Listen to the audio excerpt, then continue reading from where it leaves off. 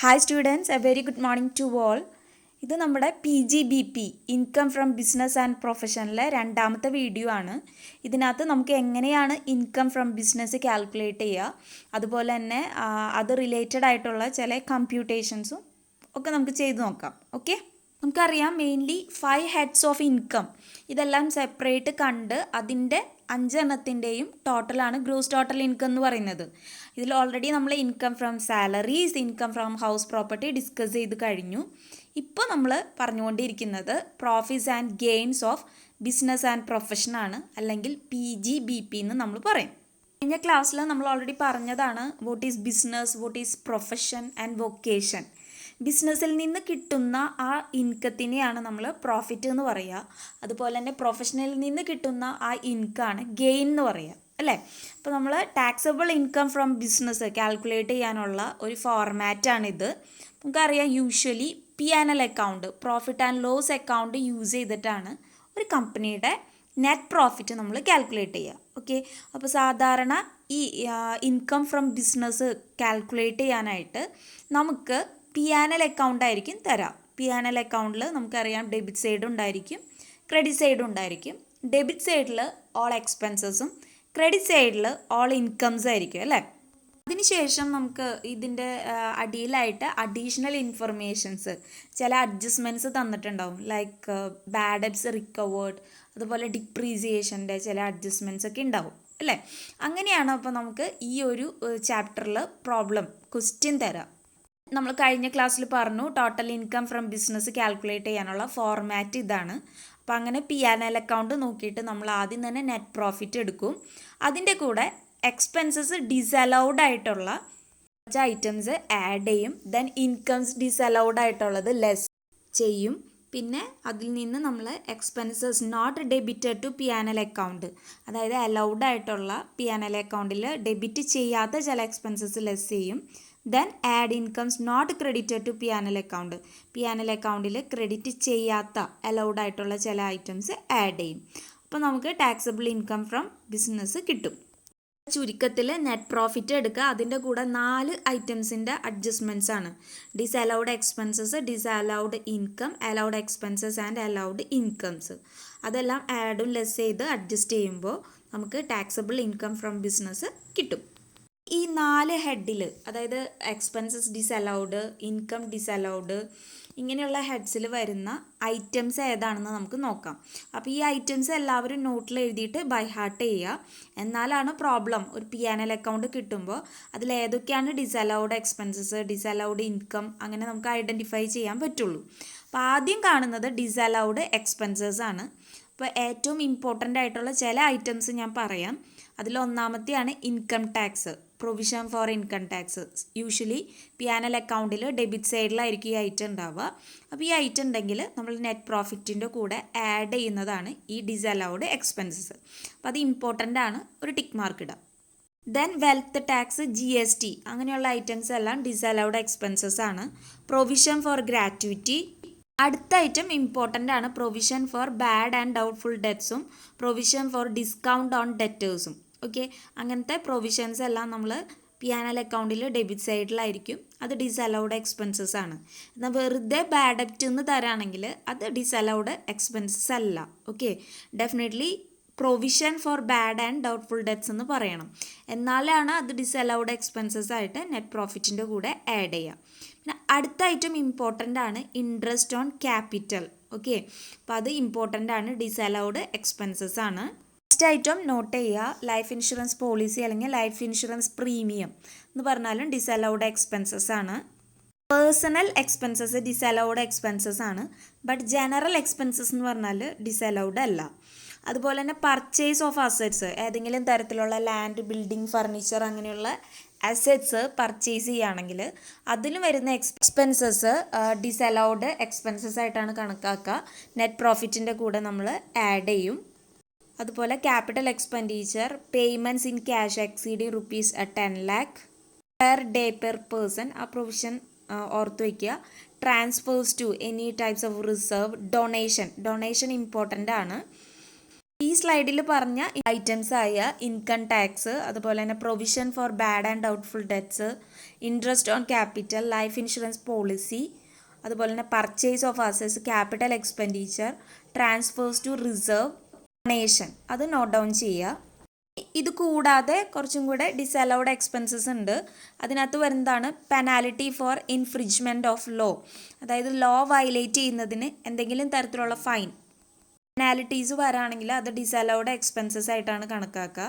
അതുപോലെ തന്നെ interest on loan for payment of income tax, അതുപോലെ തന്നെ പൊളിറ്റിക്കൽ പാർട്ടീസിനുള്ള കോൺട്രിബ്യൂഷൻ, അത് ഡൊണേഷനായിട്ടാണ് കണക്കാക്കുക. അപ്പോൾ ഡൊണേഷൻ ഡിസലൗഡ് എക്സ്പെൻസസിൽ വരുന്നതാണ്.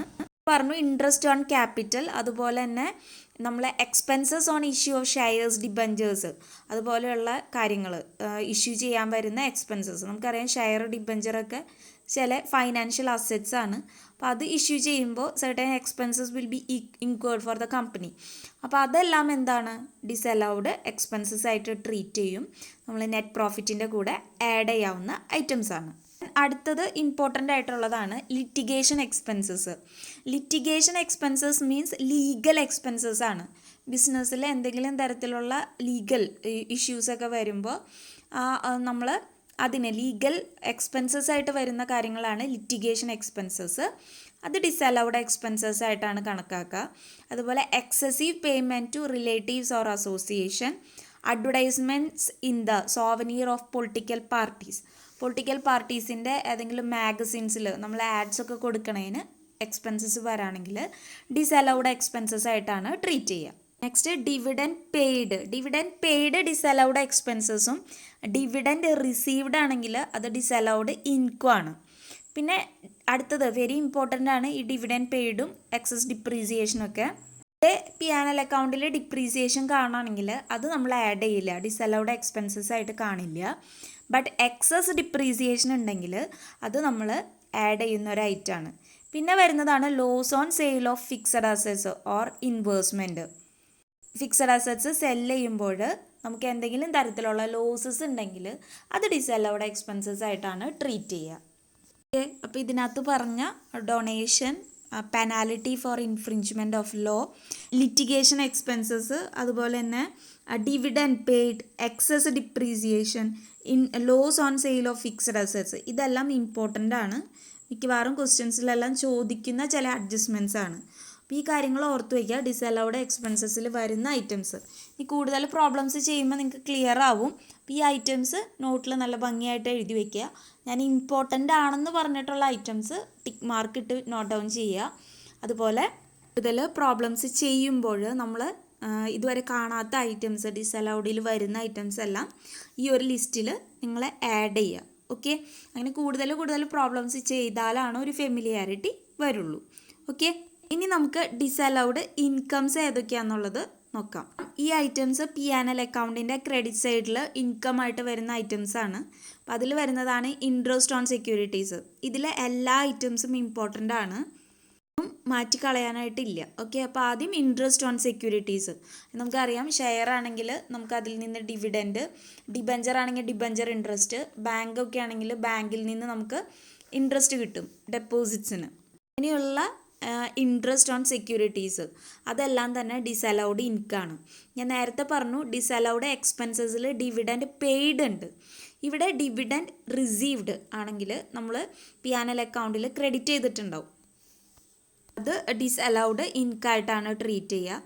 അതുപോലെ rent from sale of property, profit from sale of property and fixed assets, പലതരത്തിലുള്ള ഫിക്സഡ് അസറ്റ്സ്, ലാൻഡ്, ബിൽഡിങ്, അങ്ങനെയുള്ളതൊക്കെ വിറ്റിട്ട് നമുക്ക് പ്രോഫിറ്റാണ് കിട്ടണമെങ്കിൽ അത് ഡിസലൗഡ് ഇൻകമാണ്. നേരത്തെ നമ്മൾ പറഞ്ഞു ലോസാണ് അങ്ങനെ സെയിലിൽ നിന്ന് വരണതെന്ന് വെച്ചാൽ അത് ഡിസലൗഡ് എക്സ്പെൻസസ് ആണ്. ഡിസലൗഡ് എക്സ്പെൻസസിൽ വരുന്നതാണ് income tax. Income tax refund ആണെങ്കിൽ ഡിസലൗഡ് ഇൻകമാണ്. നേരത്തെ നമ്മൾ പറഞ്ഞു ക്യാപിറ്റൽ എക്സ്പെൻഡിച്ചർ എന്താണ്, ഡിസലൗഡ് എക്സ്പെൻസസ് ആണ്. ബട്ട് ക്യാപിറ്റൽ റെസീറ്റ് ഡിസലൗഡ് ഇൻകമാണ്. അഗ്രികൾച്ചർ ഇൻകം പ്രത്യേകം ഓർക്കുക, അത് ഡിസലൗഡ് ഇൻകമാണ്.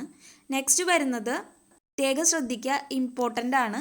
നമ്മൾ നേരത്തെ പറഞ്ഞു ബാഡ് ഡെപ്റ്റ് എന്ന് യൂഷ്വലി P&L അക്കൗണ്ടിൻ്റെ ഡെബിറ്റ് സൈഡിൽ കാണും. അപ്പോൾ നമ്മൾ അതിന് ഒരു ട്രീറ്റ്മെൻറ്റും കൊടുക്കില്ല. Okay, but bad debts return of recovered എന്ന് പറയുകയാണെങ്കിൽ ഒപ്പം തന്നെ നമ്മൾ അഡീഷണൽ ഇൻഫർമേഷൻ അല്ലെങ്കിൽ P&L അക്കൗണ്ട് കഴിഞ്ഞിട്ട് അഡ്ജസ്റ്റ്മെൻറ്റിൽ പറയും if bad debts were not allowed earlier, മുൻപ് അത് അലൗഡ് അല്ല പറയാണ്. ഇങ്ങനെ ഒരു ക്ലോസ് ഉണ്ടെങ്കിൽ മാത്രം അത് ഡിസലൗഡ് ഇൻകമായാണ് ട്രീറ്റ് ചെയ്യുക. അതായത് ഇങ്ങനെ പറയണം, ബാഡ് ഡെബ്റ്റ്സ് റിക്കവേർഡ് അല്ലെങ്കിൽ റീഫണ്ടഡ് ബട്ട് നോട്ട് അലൗഡ് പ്രത്യേകം പറയണം. അലൗഡ് ആണെങ്കിൽ നമ്മളിവിടെ എന്തായിട്ട് കണക്കാക്കില്ല, അതൊരു ഡിസലൗഡ് ഇൻകമായിട്ട് കണക്കാക്കില്ല, നമുക്ക് ലെസ് ചെയ്യാനായിട്ട് പറ്റില്ല.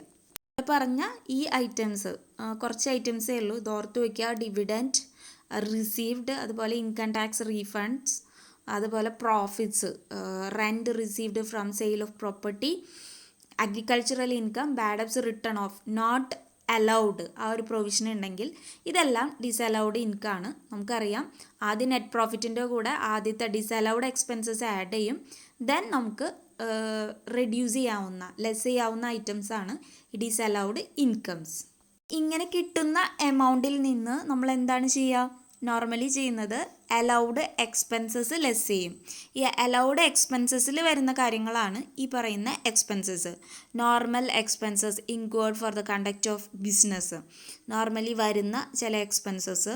Depreciation as per income tax rules, loss on robbery, dacoity, embezzlement of cash, loss due to non recovery of advance, expenditure on promotion of family planning, expenses in connection with the income tax proceeding, bad debts written off, provisions against the risk of damage or destruction of stock or assets, interest on borrowed capital, contributions to provident fund, then amount paid in respect of taxable commodities transactions.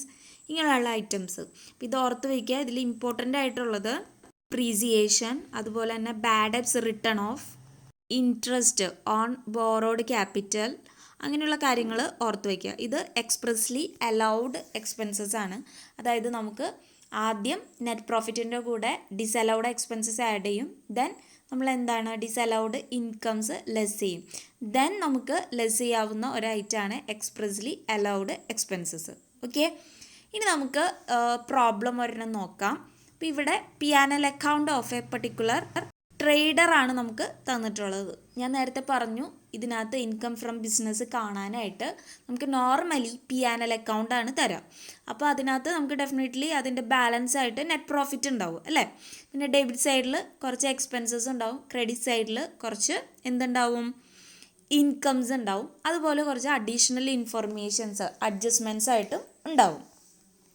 ഇനി നമുക്ക് ആ format ഓർക്കുക, എന്താണ് net profit, അതിൻ്റെ കൂടെ disallowed expenses add ചെയ്യുക, then disallowed incomes less ചെയ്യുക അല്ലേ, അതാണ് ഫസ്റ്റ് ചെയ്യേണ്ടത്. പിന്നെ അലൗഡ് എക്സ്പെൻസസ് അലൗഡ് ഇൻകംസ് ഉണ്ടെങ്കിൽ അതിൻ്റെ അഡ്ജസ്റ്റ്മെൻറ്റ്സ് വരും.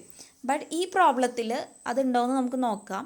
അപ്പോൾ ആദ്യം തന്നിട്ടുള്ള ഐറ്റംസ് നോക്കാം. ഓരോ ഐറ്റംസ് എടുക്കുമ്പോൾ തന്നെ നിങ്ങൾ റെക്കഗ്നൈസ് ചെയ്യുക whether it is a disallowed expenses or not, whether it is a disallowed income or not. അങ്ങനെയുള്ള കാര്യങ്ങൾ വായിക്കുമ്പോൾ നമുക്ക് ആദ്യം ഡെബിറ്റ് സൈഡ് നോക്കാം. എക്സ്പെൻസസ്, സാലറി, അതിൻ്റെ ഒന്നും നമുക്ക് ഇതുവരെ പറഞ്ഞിട്ടില്ല, ഡിസലൗഡ് എക്സ്പെൻസസ് ഒന്നുമല്ല.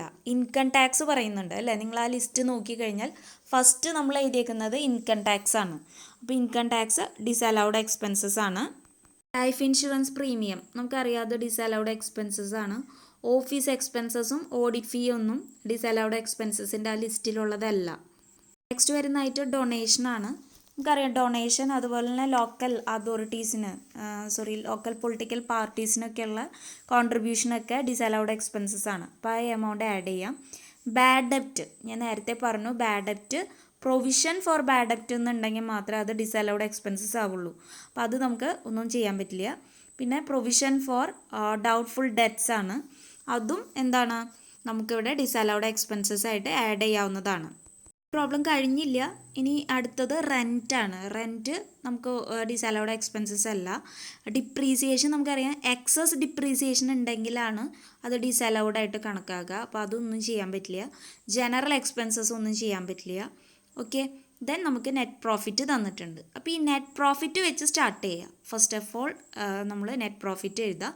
എന്നിട്ട് ഇപ്പോൾ പറഞ്ഞിട്ടുള്ള ഡിസലൗഡ് എക്സ്പെൻസസ്, അതായത് ഏതൊക്കെയാണ്, ഇൻകം ടാക്സ്, അതുപോലെ തന്നെ provision for bad and doubtful debts, insurance premium, അതുപോലെ തന്നെ ഡൊണേഷൻ. ഇത്രയാണ് നമ്മളത് എക്സ്പെൻസസ് ആയിട്ട് ഡിസലൗഡ് എക്സ്പെൻസസ് ആയിട്ട് ഐഡൻറ്റിഫൈ ചെയ്തത്. അപ്പോൾ അതൊന്ന് ടിക്ക് മാർക്ക് ചെയ്ത് വെക്കുക. നെക്സ്റ്റ് നമ്മൾ എന്ത് ചെയ്യുക, ക്രെഡിറ്റ് സൈഡിൽ ഡിസലൗഡ് ഇൻകംസ് നോക്കാം. ഐറ്റംസ് എല്ലാം ഇപ്പോൾ കിട്ടിയിട്ടുള്ള എമൗണ്ടിൽ നിന്ന് നമുക്ക് ലെസ് ചെയ്യാം. അപ്പോൾ അതിനകത്ത് interest from bank, dividend, profit on sale of land, ഇത്രയാണ് നമുക്ക് ആ ലിസ്റ്റിൽ നോക്കി കഴിഞ്ഞാൽ disallowed income. Bad debts recovered നമുക്ക് ഡിഡക്റ്റ് ചെയ്യാം, ബട്ട് ഒരു പ്രൊവിഷൻ ഉണ്ട്, എന്താണ്, നോട്ട് അലൗഡിൽ നിന്ന് അലൗഡ് എന്ന അഡ്ജസ്റ്റ്മെൻറ്റിൽ ഉണ്ടായിരിക്കണം. നമുക്ക് അഡ്ജസ്റ്റ്മെൻറ്റ്സിലുള്ള കാര്യങ്ങൾ കൂടെ ഒന്ന് നോക്കാം. അപ്പം അതിൽ ആദ്യമായിട്ടുള്ള ഒരു ഐറ്റം എന്ന് പറയുന്നത് bad debts recovered is on bad debts allowed earlier എന്നാണ് പറയുന്നത്. ഇവിടെ അലൗഡ് ഏർലിയർ ആണ്. നോട്ട് അലൗഡ് ഏർലിയർ ആണെങ്കിലാണ് നമുക്കത് എന്തായിട്ട് കണക്കാക്കാൻ പറ്റുക, ഡിസലൗഡ് ഇൻകം ആയിട്ട് ലെസ് ചെയ്യാനായിട്ട് പറ്റുക. അപ്പോൾ ഇതൊന്നും ചെയ്യാനായിട്ട് സാധിക്കില്ല. One more item is here, general expenses include 1000 rupees as legal expenses എന്ന്. ലീഗൽ എക്സ്പെൻസസ് എന്ന് പറയുന്നത് ലിറ്റിഗേഷൻ എക്സ്പെൻസസ് ആണ്. അപ്പോൾ ഈ ഒരു ഐറ്റം കൂടെ നമുക്ക് എന്ത് ചെയ്യാം, ഡിസലൗഡ് എക്സ്പെൻസസ് ആയിട്ട് ആഡ് ചെയ്യാം. ഓക്കെ, വായിച്ചതിന് ശേഷം നമ്മൾ ഡിസലൗഡ് എക്സ്പെൻസസും ഡിസലൗഡ് ഇൻകം കുറേ ഐഡൻറ്റിഫൈ ചെയ്തു. അല്ലാതെ അലൗഡ് എക്സ്പെൻസസും അലൗഡ് ഇൻകത്തിൻ്റെ ലിസ്റ്റിൽ വരുന്ന ഒന്നുമില്ല. ഓക്കെ, അപ്പോൾ ആദ്യം നമ്മൾ നെറ്റ് പ്രോഫിറ്റ് എഴുതണം, ദെൻ ആഡ് എക്സ്പെൻസസ് ഡിസലൗഡ് ആ list, then less income disallowed, we will get total income from business. ആദ്യം നമ്മൾ നെറ്റ് പ്രോഫിറ്റ് എഴുതും 2,50,900.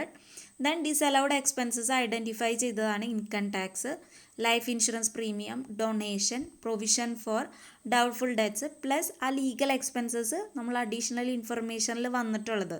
ഇത് തന്നെയാണ് ലിറ്റിഗേഷൻ എക്സ്പെൻസസ്. അപ്പോൾ ഈ ഐറ്റംസ് എല്ലാം ആഡ് ചെയ്യുമ്പോൾ നമുക്ക് 38,000 കിട്ടും.